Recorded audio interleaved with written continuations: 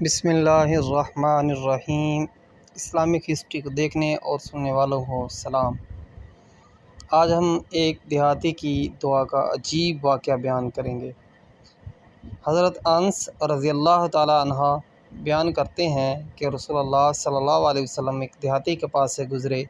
وہ اپنی نماز میں دعا مانگ رہا تھا اور کہہ رہا تھا، اے وہ ذات کہ کسی کا خیال و گمان اس تک نہیں پہنچ سکتا، اے وہ ذات کے اوصاف بیان کرنے والے اس کے اوصاف بیان نہیں کر سکتے، اے وہ ذات کے زمانے کے حادثات اس پر اثر انداز نہیں ہو سکتے، اے وہ ذات کہ اسے گردش زمانہ سے کوئی اندیشہ نہیں، اے وہ ذات جو پہاڑوں کے وزنوں کو جانتی ہے، اے وہ ذات جو سمندروں کے پیمانوں کو جانتی ہے، اے وہ ذات جو بارش کے قطروں کو جانتی ہے، اے وہ ذات جو درختوں کے پتوں کی تعداد کو جانتی ہے، اے وہ ذات جو ان تمام چیزوں کو جانتی ہے جن پر رات کی تاریکی چھاتی ہے اور جن کو دن روشن کرتا ہے، اے وہ ذات جسے ایک آسمان دوسرے آسمان سے نہیں چھپا سکتا، اے وہ ذات جسے معلوم ہے سمندر کے پیٹ میں کیا ہے، اے وہ ذات کہ جو چٹانوں میں کیا چھپا ہے وہ بھی جانتا ہے، تو میری عمر کے اس آخری حصے کو سب سے بہتر بنا دے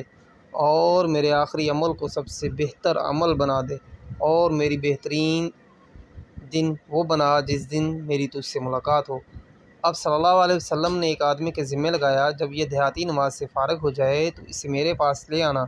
چنانچہ وہ نماز کے بعد حضور اکرم صلی اللہ علیہ وسلم کی خدمت اقدس میں حاضر ہوا۔ رسول اللہ صلی اللہ علیہ وسلم کے پاس ایک کان سے کچھ سونا ہدیے میں آیا ہوا تھا۔ حضور صلی اللہ علیہ وسلم نے اسے سونا ہدیے میں دیا، پھر اس سے پوچھا، اے اعرابی، تم کون سے قبیلے کے ہو؟ اس نے کہا، یا رسول اللہ صلی اللہ علیہ وسلم، بنی عامر بن صعصع قبیلے کا ہوں۔ حضرت صلی اللہ علیہ وسلم نے فرمایا، تم جانتے ہو میں نے تمہیں یہ تحفہ کیوں ہدیہ کیا ہے؟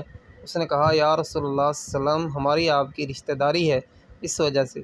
آپ صلی اللہ علیہ وسلم نے فرمایا، رشتہ داری کا بھی حق ہوتا ہے، لیکن میں نے تمہیں یہ سونا اس وجہ سے ہدیہ کیا ہے کہ تم نے بہت عمدہ طریقے سے اللہ کی ثنا بیان کی ہے اور دعا مانگی ہے۔ حیات الصحابہ جلد نمبر 3 صفحہ نمبر 328 سے تا 349۔ اگر آپ کو ویڈیو اچھی لگی ہو تو اس ویڈیو کو لائک کریں اور شیئر کریں، اس چینل کو سبسکرائب کریں۔